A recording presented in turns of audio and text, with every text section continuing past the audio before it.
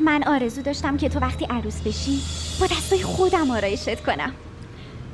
یعنی چه کارایی که نمیخواستم برات بکنم. یعنی یه طوری که آی نینا.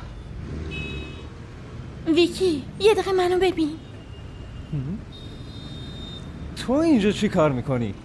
چی شده؟ میخوام یه چیز مهم بهت بگم. وایسا ببینم تو اینجا چی کار میکنی؟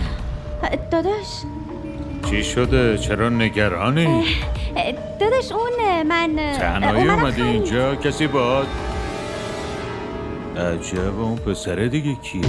داداش پسره که ولگرد تو کی هستی ها؟ عبدالقادر با نامزد من چی کار داری؟ ولش کن داداش ولش کن. بسن برو ولش کن. من نمیشناسمش. از اینجا اومد میخواست آدرس بپرسه. من نمیشناسمش.